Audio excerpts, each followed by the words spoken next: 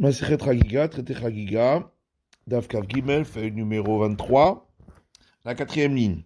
Irachi, si c'est ainsi que on craint ce qui s'est passé, que celui qui portait une chaussure impure a mis une lanière sur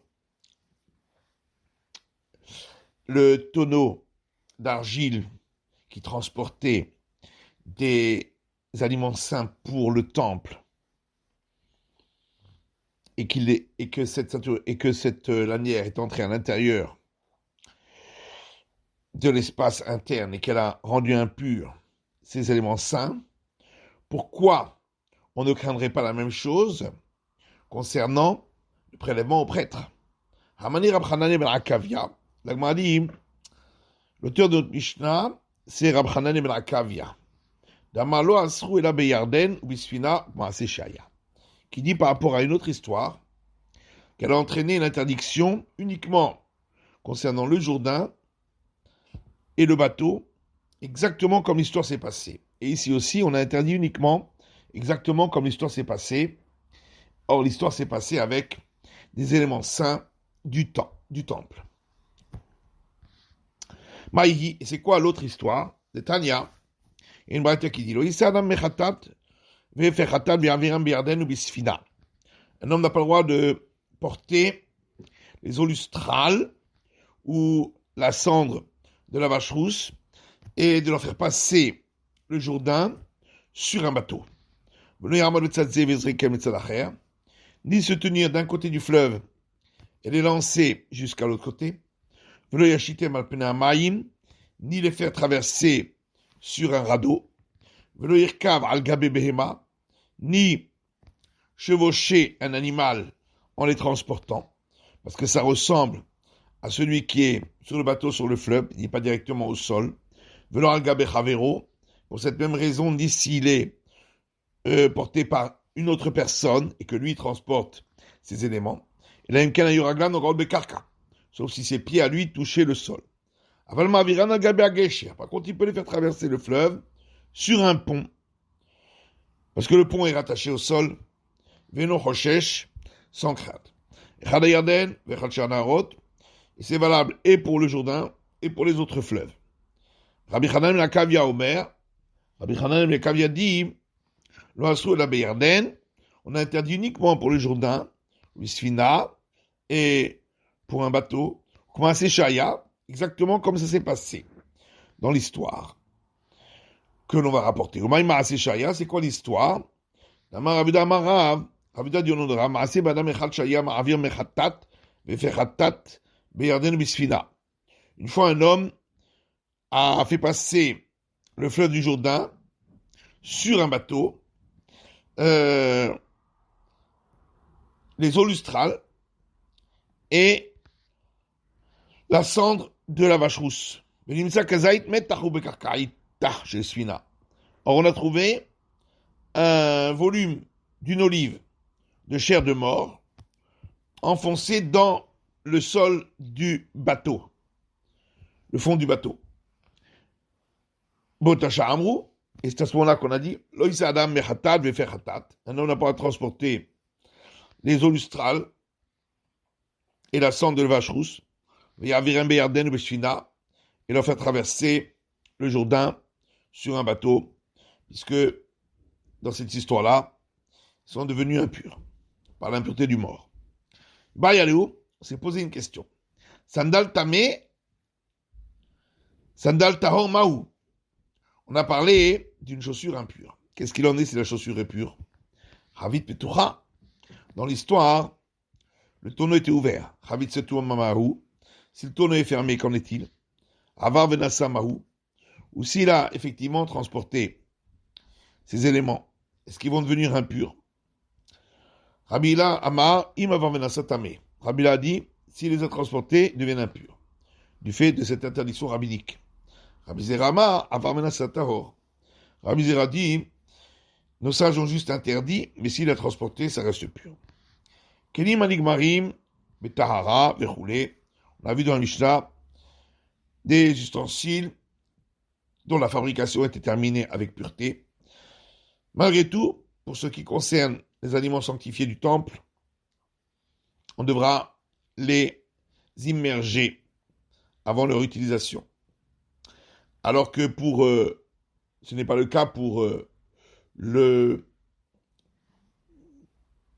prélèvement pour les prêtres, on n'a pas besoin. Des gamrin humai. L'Agmara dit qui a terminé la fabrication. Il est mal gamrin haver. Si c'est une personne qui fait attention aux règles de pureté et d'impureté, la maloutuila, pourquoi aurait-on besoin de les immerger dans le bassin rituel? Et là, des gamrin amaretz. On va dire que la fin de la fabrication était faite par un ignorant qui rend impur. Pourquoi on dit dans le Mishnah leur fabrication était terminée avec pureté? Amar Rabba bar Shila Amarav, Rabba bar Shila dit au nom de Rav, Matna, Amar Shmuel, au nom de Shmuel, L'olam de Gamrinu Chaver. On parle, comme on l'a dit au départ, que c'est une personne qui fait attention à la pureté et à l'impureté qui a terminé la fabrication. Mishum Tsinur Ade Amaretz. On a quand même dit qu'il faut les immerger, de peur que un ignorant aurait lancé un postillon sur cet ustensile. C'est Nafalemat. Et l'Akbar demande quand est-ce qu'il serait tombé dessus, sur l'ustensile. Il est mamikam et deligmere.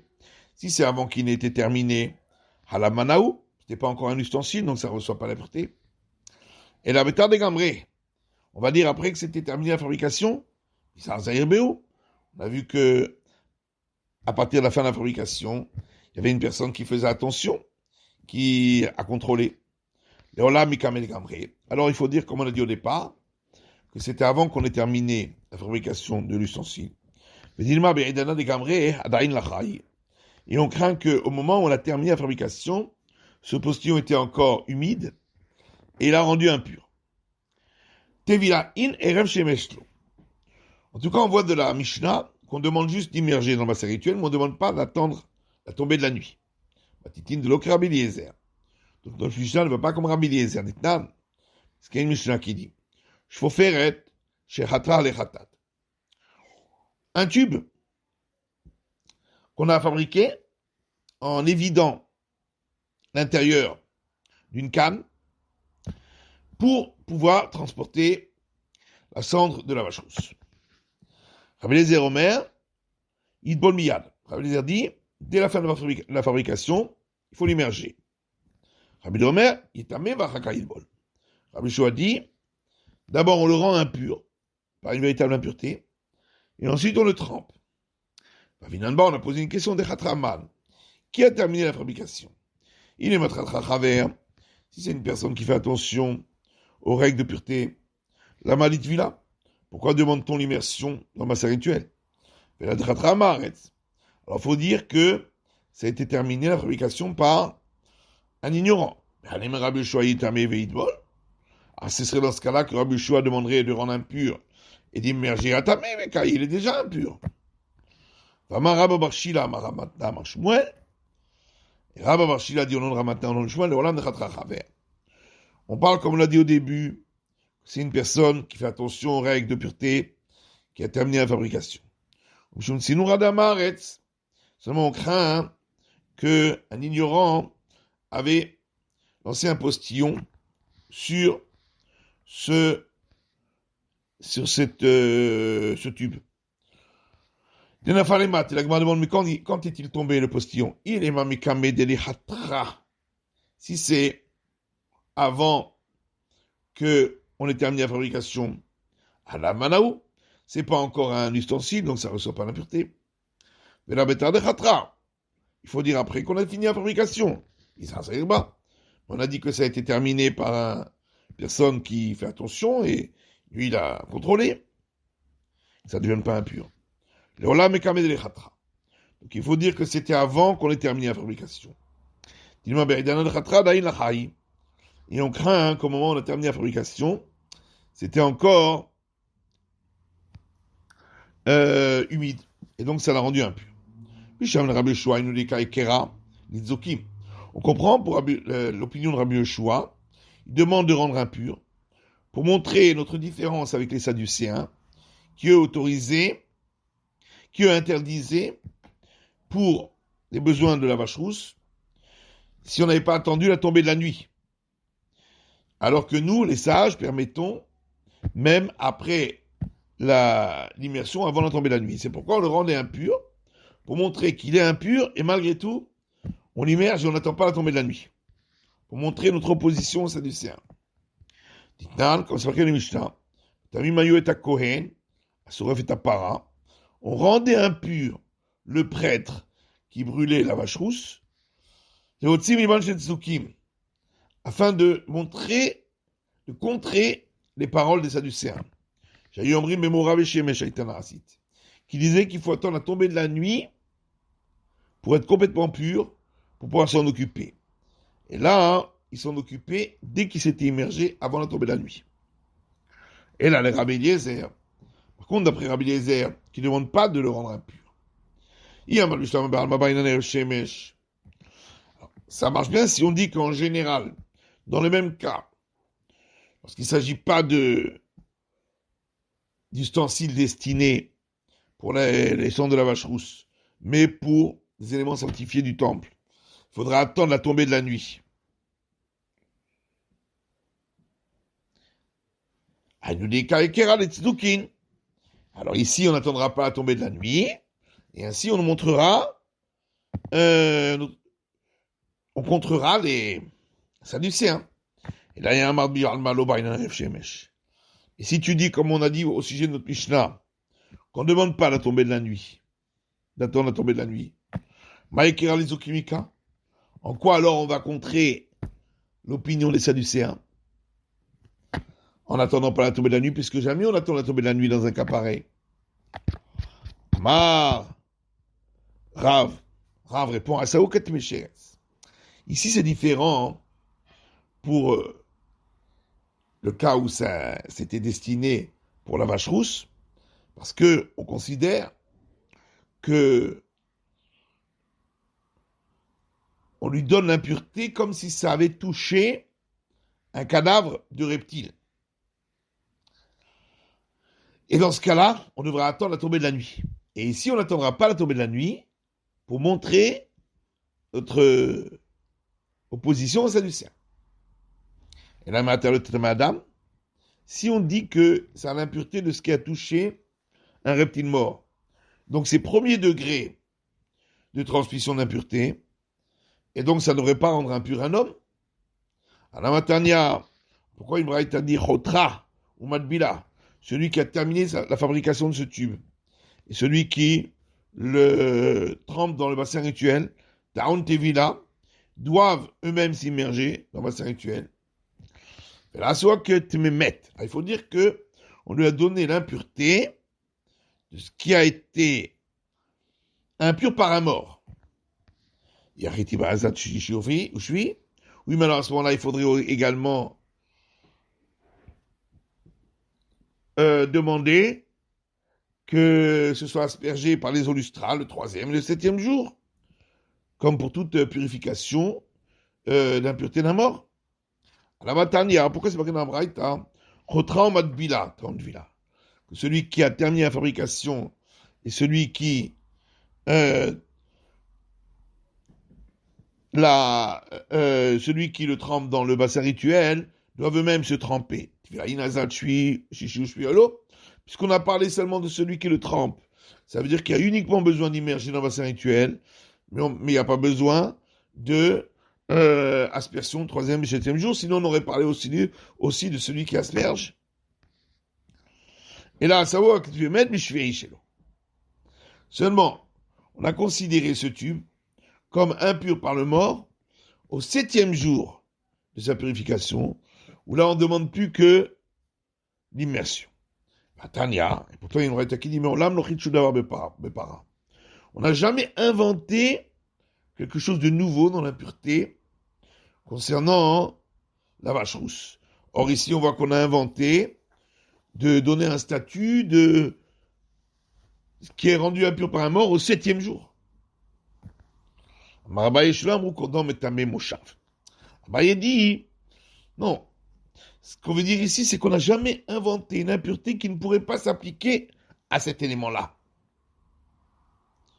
Par exemple, on n'a jamais dit que pour ce qui concerne la vache rousse, que une hache aurait l'impureté la même que lorsqu'une personne qui a un écoulement s'assoit sur un ustensile. Kinetania, comme une braïta dit, c'est écrit dans le livre de Vaïkra, Vaïchev al-Keli, celui qui a eu un écoulement, qui le rend impur, qui s'est assis sur un ustensile, cet ustensile devient impur comme lui-même. J'aurais pu croire que si on a retourné un ustensile qui sert à mesurer le volume d'un CA, et quelqu'un s'est assis dessus, ou bien un tarcave, un ustensile qui sert à mesurer le volume de 3 caves, et l'homme impur s'est assis dessus. Mais j'aurais pu croire qu'il a cette impureté. C'est pourquoi c'est écrit dans le verset, celui qui est impur, qui s'assoit sur un ustensile, sur lequel on s'assiera, yitma. L'ustensile sera impur. Pourquoi c'est marqué sur lequel on s'assiera? Pour dire qu'il doit être destiné à cela, à s'asseoir. À l'exclusion de celui-là, qui n'est pas destiné à s'asseoir. Et donc, si quelqu'un s'assoit dessus, on peut lui dire, lève-toi, pour qu'on l'utilise pour son affectation. Et donc là-dessus, effectivement, au niveau de la vache rousse, on n'a jamais inventé de donner cette impureté à un ustensile qui ne sert pas à s'asseoir, comme par exemple une hache. La Mishnah dit qu'un ustensile qui est un réceptacle, tout ce qui est à l'intérieur, même si c'est plusieurs morceaux, considéré comme un seul morceau, concernant l'impureté pour les éléments sanctifiés au temple. Mais pas pour des éléments qui sont prélèvements au prêtre. Minan Emili, et d'où sait-on cela? Amar Rabbi Chanin de Amarkra. Parce qu'il y a un verset qui dit Kaf Achat Asara Zahav Menea Ketoret. Dans le livre des Nombres, lorsque les princes d'Israël ont apporté leur offrande au moment de la consécration du tabernacle, alors ils ont apporté chacun une coupe, d'un poids de 10 poids d'or, remplie d'encens. Pourquoi on dit une coupe, pour dire que tout ce qui est à l'intérieur de la coupe est considéré comme un seul bloc. Donc c'est de la Torah qu'on apprend. Vous dire Rav Kahana objecte. Aussi Rabbi Akiva, voilà qu'il y a une Mishnah qui dit, Rabbi Akiva a rajouté à Soled Vaktoret Valevona Vagechalim, la fleur de farine, les encens, la poudre parfumée et les braises qui servent pour les encens. Si une personne qui s'était immergée, mais le soleil n'est pas encore tombé, et donc qui ne rend impur que ce qu'il touche, mais ce qu'il touche ne peut pas ensuite communiquer sa impureté. Ici, s'il a rendu impur, il a touché une partie de la poudre, de ces éléments, il rend impropre le tout. Parce que le réceptacle les unifie en un seul bloc. Vers des Rabbanani. Or, d'après Rabbi Akiva, c'est une règle d'institution rabbinique, pas de la Torah. Mimaïdou le s'est des Katani Recha, puisque Rabbi Akiva vient après ce qui vient d'être dit. Auparavant, Ereid Rabbi Shimon ben Betera, que Rabbi Shimon ben Betera a témoigné, allait faire Hatat, concernant la cendre de la vache rousse, que si une personne impure a touché une partie de la cendre qui était dans un réceptacle, il a rendu impur chez Timed Kulo. Il rend impur le tout parce que c'est un bloc. Or là, c'est que d'origine rabbinique, puisque dans le verset, on ne parle pas de les cendres de la vache rousse, on parle de l'encens qui est destiné pour le temple. Mais Katani aussi Rabbi Akiva. Et là-dessus, c'est là-dessus que vient Rabbi Akiva rajouter encore tout ce qui est sanctifié au temple. Donc on voit que d'après Rabbi Akiva, c'est uniquement d'origine rabbinique. Or, d'après Rabbi Hanin, on a vu que c'est d'un verset de la Torah qu'on apprend.